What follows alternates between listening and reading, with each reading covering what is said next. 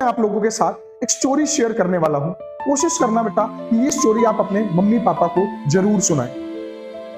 एक घर में दो बच्चे, एक की उम्र 3 साल और एक की उम्र 5 साल, और वो दोनों बच्चे एक दूसरे से बिहेवियर में, नेचर में बिल्कुल। जो छोटा बच्चा था वो जैसे ही गहरे पानी को देखता, जैसे ही पहाड़ को देखता, हाइट को देखता, अपने मम्मी पापा से लिपट जाता और उसे ये डर लगता कि शायद वो कहीं अपने मम्मी पापा को खो ना दे।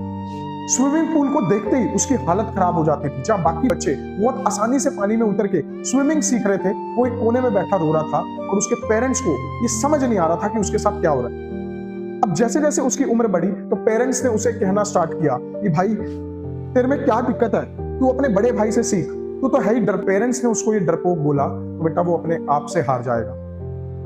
वो अपने आप को एक्सेप्ट नहीं कर पाएगा जब उसके करीबी उसको डरपोक बोले।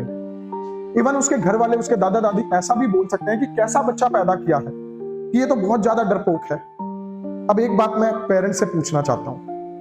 3 साल पहले कोविड-19 के कारण जब लोगों ने अपनी लाइफ कॉम्प्रोमाइज की, आप इमेजिन करें वो लास्ट का 1 महीना उस पर्सन का, उस पेशेंट का जिसकी डेथ हुई, कैसा बीता होगा। घर से दूर, अपनों से दूर, एक क्लोज चैम्बर, और उस चैम्बर के अंदर डॉक्टर्स की आवाज आ रही है, नर्स की आवाज आ रही है, और उसे अपने अपने नहीं दिख रहे।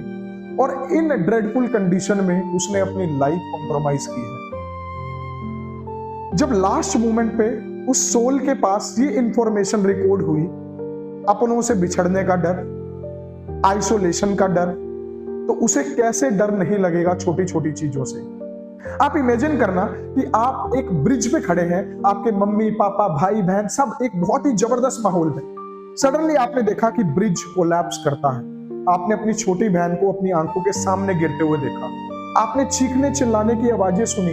आपने अपनी मम्मी का हाथ अपने हाथ से छूटता हुआ देखा। और इन सारी कंडीशंस में आपने अपनी लाइफ को खत्म होते हुए एक्सपीरियंस किया।